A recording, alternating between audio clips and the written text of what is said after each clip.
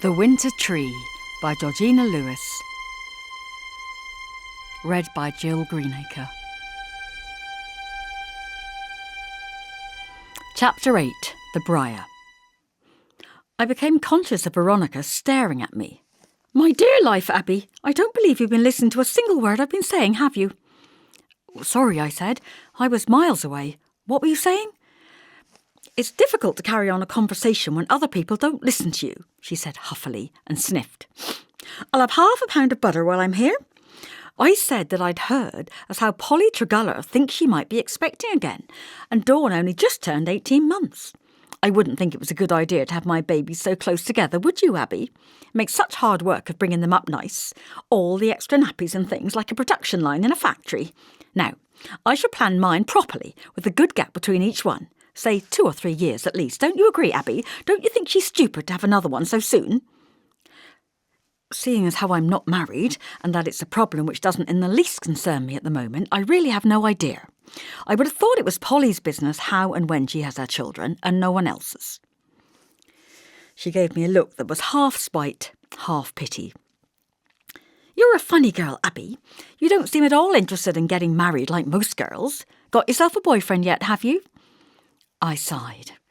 "Is there anything else you want, Veronica?" "Yes," she said. "We're out of cornflakes."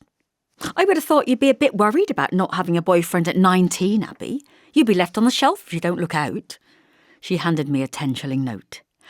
"Are you planning to go over to Hester's soon? Find out how they're liking married life and all that?" "No," I said shortly. "And I told you, Veronica, we get letters." She raised her eyebrows and pursed her lips. "Letters? From Hester, would that be? Or from Dave?" "From Hester, of course. Here's your change." She opened her purse and tipped the coins in. "Much in the way of news, is there? I hear they're looking for a house to rent. I don't suppose they'll want to stay long with Dave's auntie now that Dave's found himself a job." "No," I said. "I imagine not." "Nice to have Dave for a brother-in-law, is it, Abby? I would have liked a brother. David's the next best thing to a brother to you now, I suppose, being your brother-in-law. But then, dear me, I was forgetting, Hester isn't your sister exactly, is she?" "No, she isn't," I said, putting the splits into a paper bag and swinging it round to seal the top. "She's my cousin, as well you know, Veronica." I handed her the bag. "So David isn't exactly my brother-in-law, is he? More a cousin-in-law. And as for brothers, I'm not exactly short of them, having 2. She hesitated, seeming reluctant to go. "Can I get you anything else?" I asked her. Well, I think I'll have a pot of that plum jam while I'm here. It'll go nice with the splits for the young wives' meeting." I knew her mother made her own jam, so it seemed odd that Veronica should be buying it. But I reached up for a jar and put it on the counter in front of her. "Anything else?" She put the money for it on the counter and the jar into her basket. "No, I don't think so." She hesitated again, seemed about to go, and then said rather hurriedly, "I suppose you're very fond of David now, aren't you, Abby? Him being part of your family now?" "Not particularly," I said in slight surprise. "I've never really got to know him very well." "But you'll be seeing a lot more of him now, of them both now, won't you, when they come to stay and times like that?" I shrugged. "Possibly." "I expect a lot of people were very disappointed when it was Hester he asked to marry him, don't you?" I stared at her. "How do you mean, disappointed?" "Well, I think a lot of people were expecting him to ask someone else, don't you? Someone quite different, really. I don't know that David really loves Hester, do you? I've heard it was more a question of feeling sorry for her. I heard as how he was in love with someone quite different. I don't know exactly who was meant, of course, but someone quite different to Hester. Don't stare at me like that, Abby. It was only something I heard. I might have been wrong, of course." I suddenly remembered the charm bracelet of a few years back, and the truth swept over me. I looked at her plump pink face and sighed. "No," I said wearily. "I happen to believe that David loves her very much. I doubt whether any chap would marry a girl out of pity. Sorry, Veronica." For a moment she went a deep red, and then she turned upon me a look of what looked suspiciously like hate. "We know," she said sweetly. "We all know as how you were very disappointed yourself when he asked Hester instead of you, Abby. Don't worry. Mother and I were only saying this morning how upset you must have been, and we're all on your side, Abby. We all understand." I stared at her in amazement, then gritted my teeth. I managed to say calmly, "Not at all, Veronica. I was delighted for David when Hester said yes, as I happen to know her marrying him made him very happy. If you're suggesting that I had some sort of interest in David, I'm afraid you've got it all wrong. He's very much in love with Hester, and she with him. I imagine that was why he asked her to marry him, and why she said yes. If he'd been in love with me, or anyone else for that matter, I imagine he would have asked them instead. And now, if there's nothing else that you want to buy, I'd be grateful if you'd let me get on. I've got some orders to pack, so I'm sure you'll understand." That evening, after work, as I walked home through the village and past the station, my rage abated a little. I always enjoyed this walk home after work, and the summer air had brought people out into their gardens. I passed Veronica's house without a glance in its direction and decided to forget the incident. It seemed a silly thing to be upset by a few spiteful words when there was so much quiet beauty in the warm world. The smells and sounds of home were all the balm I needed. I turned into our lane as it ran past Joseph's cottage, but as usual there was no sign of him in his garden, pulling weeds or digging round his tobacco plants. I hardly ever saw him now. He seemed to have become more of a recluse than ever since the wedding. He was still there at church on Sundays, dimly present in the back seat behind the congregation, but he seldom spoke to me and never asked after Hester, even of Mother. On the odd occasion when I came across him in the village and we stopped to exchange the odd word, it was always trivial remarks about the weather or the time of year, formal, meaningless affairs. He kept to himself in his little house up by the main road, presumably got his own meals and kept his own counsel. The only person who really seemed to take any interest in what went on in his life was Mrs. Blamey from the shop, who bought his eggs from him and delivered his bread, 2 loaves every week on a Saturday. Father went up there occasionally to smoke a pipe with him and play a bit of music, but he never said if they chatted at all, or what about. And then, one day, out of the blue, Mother asked him to supper. I never quite knew whether after all those years she suddenly took it into her head that he needed a good meal cooked by a woman, or whether she was sorry for his loneliness. Whatever the reason, she asked him to supper on some pretext or other, and this time, to our immense surprise, Joseph came. He brought his pipe and arrived early, smoothing his dark hair and shuffling in out of the summer rain with a little basket of eggs. He nodded to Mother and me, who were coming and going with plates and dishes, and sat down awkwardly on a chair wedged between the wall and the table where we ate all our meals. Living constantly on his own, I suppose he was not used to conversation and the hubbub of family chatter and seemed slightly at a loss. I thought perhaps he'd feel more at ease if left alone for a bit, but Mother had no such qualms. "How are you, Joseph?" she asked him brightly. "We don't seem to see much of you nowadays. All right, are you? You haven't been to a meal with us for ages. My dear life, it must be all of 10 years. Joseph acknowledged this fact with a movement of his shapely head, nodded briefly, and was silent. "Shy," said Mother, mouthing words at me in the kitchen. "Always was awful shy, was Joseph." "Oh," I said. Privately, it seemed to me to be less shyness than a disinclination to take part in the affairs of the human race, but I let it pass. "Ask him if he likes pickle with his pie, will you, Abby?" She drew the carving knife out of the kitchen drawer and began to slice. I went into them. They sat there, elbows on the table, Father drumming absently with his fingers upon the top, and Joseph looking vaguely discomfited, as if he really shouldn't have come at all. His eyes wandered around the room, at the low beams hung with pots and pans, and came to rest on the dark old dresser that had belonged to Mother's grandma, crammed with postcards, letters and mementos.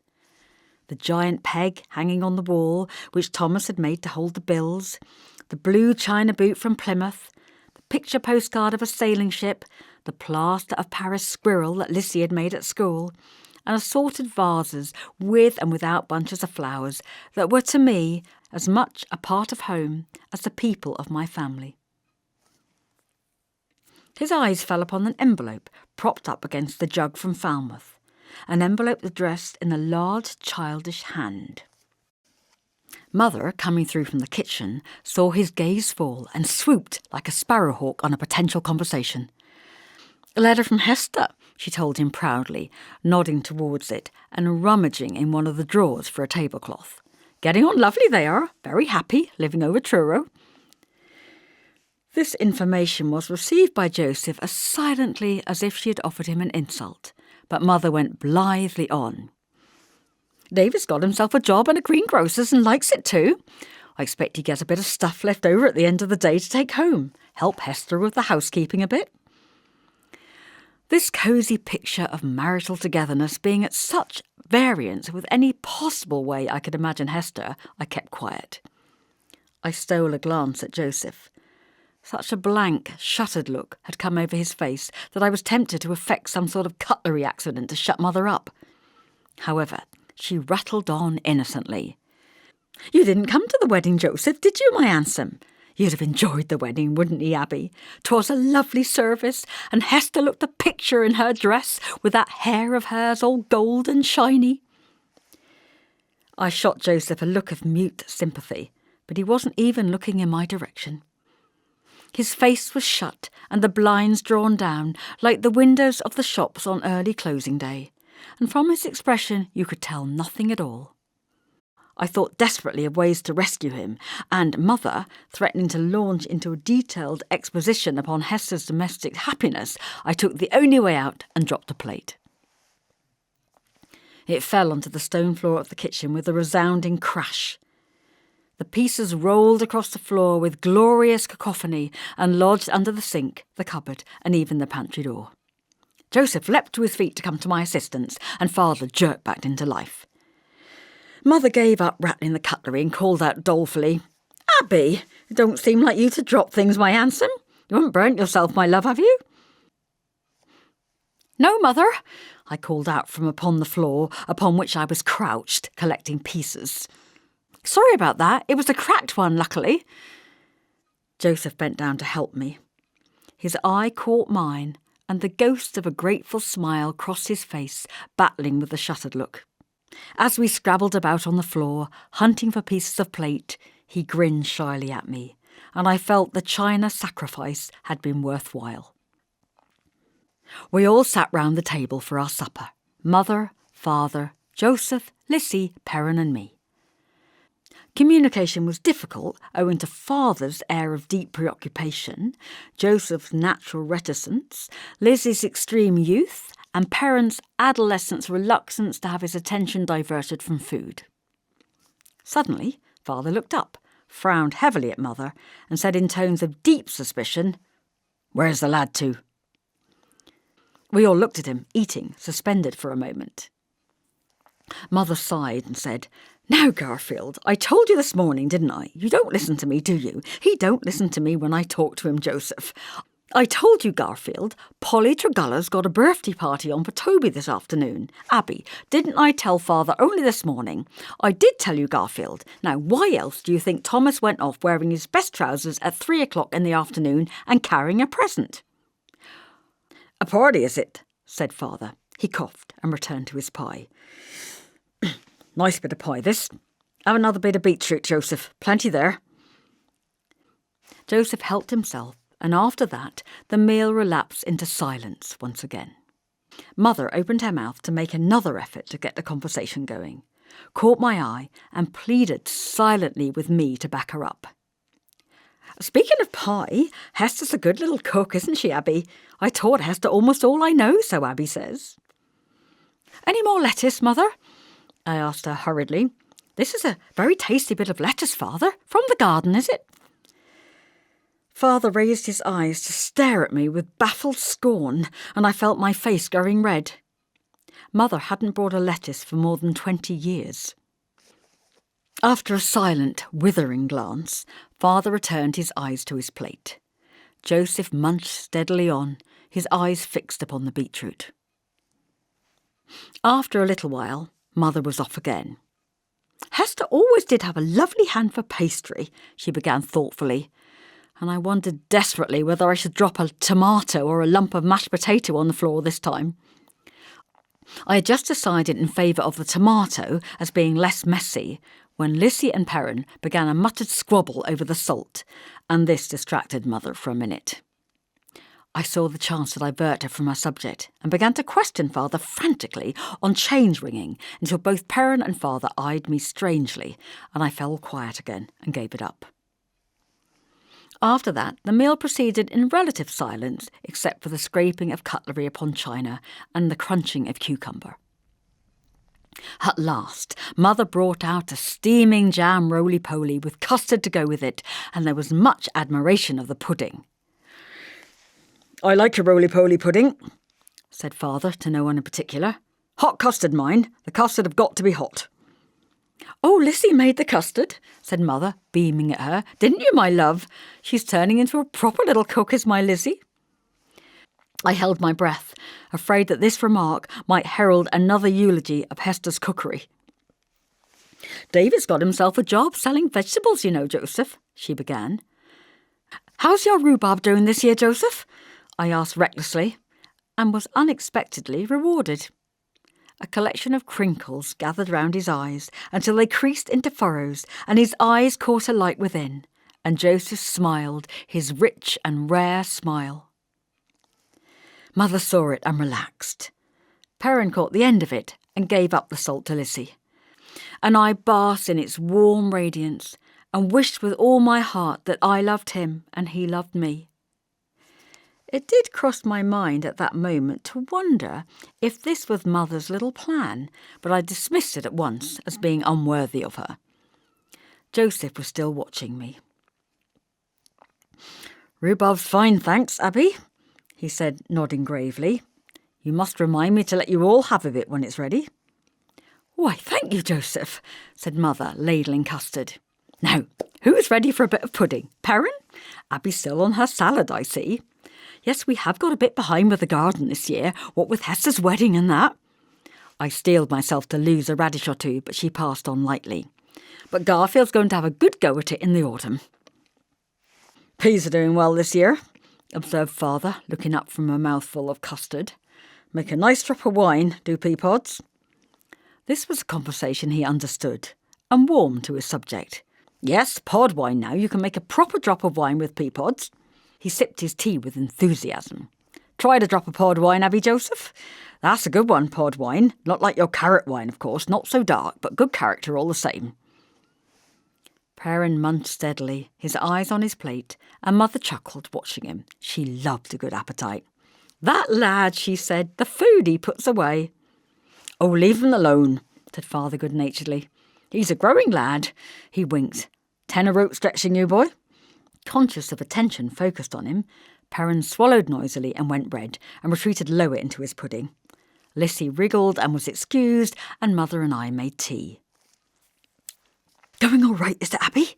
she whispered to me in the kitchen over the steaming teapot.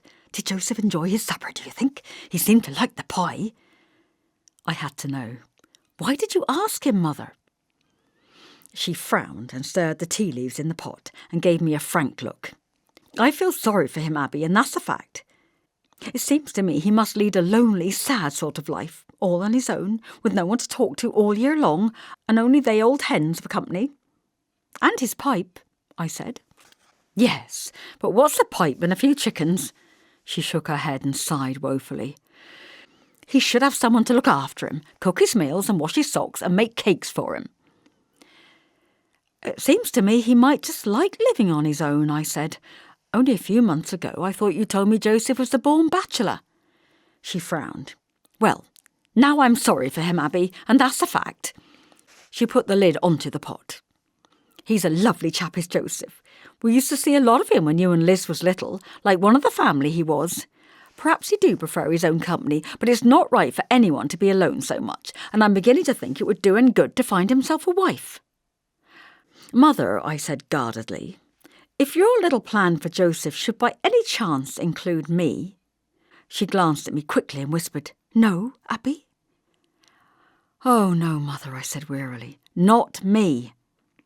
Well, you do need a wife, Ab, and he's a lovely man. You could learn to love and give him time. You don't always have to start off loving a chap, you know, my handsome. Often 'tis a thing that grows with time, and living with the man and doing things for him. A kind of breathless rage rose in my throat. Stop it, Mother, I gasped. How dare you? She looked at me in hurt surprise. Oh, I just meant that I only thought... Well, don't, I whispered fiercely, on the verge of unexpected tears. She stared at me in amazement, and I went on in a grim, low voice. Maybe there was a wife for Joseph once, but it's too late now, Mother. She's married someone else. It's far too late. There was a rigid silence between us. I felt a sudden trembling fill my limbs, as if my legs would fold beneath me, and my hand shook upon the cups. Mother's lips were pursed together. She crossed to the pantry for the milk jug and began to lay the tray methodically, avoiding my eyes. I could hear the patter of rain beginning again on the plants outside the window, and a kind of breathlessness tightened my chest. I carried in the tray of tea and bumped it loudly on the table, and the cups rattled on their saucers. Perrin jumped. Father, abandoning the subject of carrot wine, turned startled eyes upon me. I did not look at Joseph. Mother followed me in with the steaming teapot in one hand and the cosy in the other. She set the pot down on the teapot stand from Torquay, put the cosy upon it, and we took our places with silent motion. Sugar, Joseph? She poured the tea and passed it round. It was an even more silent ritual than the meal had been, and I was glad to escape afterwards to the sink to wash the dishes. Mother followed me out. She put a contrite hand upon my arm. I'm sorry, my sweetheart, she said. Why, you're shaking, girl. I didn't mean no harm, Abby. It was only a passing thought. It's all right, Mother, I answered wearily. Forget it. It was nothing. I'm not offended. She picked up a cloth and began to dry the plates. Sure you're not upset? Quite sure, I said. That was a proper supper, Mother. Joseph enjoyed it, that's for sure. You make a lovely pie. Do I? She sounded pleased. Abby, just one thing. What did you mean? About a wife for Joseph? Nothing, I said. Forget it. But you said there was a wife for Joseph once, but it's too late now. What did you mean, Abby? Nothing, I told her. Nothing at all. But she pursued the subject and asked again, what did I mean? I shrugged. She glanced over her shoulder into the living room to satisfy herself that Father and Joseph were safely out of earshot. Did you mean Hester? Did you, Abby? Perrin came through into the kitchen. Any more tea in the pot? He inquired cheerfully. I could do with a drop more. He helped himself to milk and poured tea with the detachment of self-interest. I'm off now, Mother. Don't mind, do we? She nodded absently. Ringing, are you? George have got a peal organised for some visitors from somewhere. I said I'd go along. He bent his growing height to kiss her on the cheek, buttoned his raincoat and was gone. And now, my lady, said Mother firmly, turning back to me, I want a straight answer. Did you mean Hester? It seemed there was to be no escape. I sighed and said, Yes, Hester. It was a long while before she spoke. Then she gave a long sigh and laid down her cloth. I suppose I was foolish not to listen to you before, Abby. You did try to warn me, didn't you? You did try. Yes, I said, I did try to warn you. He do love her, don't he, Abby? Yes, Mother, I believe he does. She was silent for a moment. I should have known it years ago, I suppose. The signs were all there. She hesitated. Did you ever tell Hester? No, I shook my head. I never said a word. Mother said somberly, Poor Joseph. She stared out into the garden at the rain, now falling in relentless sheets across the cabbage patch and Father's carrot tops, and sighed again. From the living room came the low buzz of desultory conversation. and the sweet, acrid smell of tobacco. Ah, well, perhaps it's just as well she don't know, Abby. She paused and then said thoughtfully, I wonder how things would have been if she had felt the same about him. There was a long silence. I followed her gaze out into the dripping garden and the trees beyond. Hester, I said, and dropped my voice. I hope for her sake she never realises it. But Hester has loved him for as long as I remember.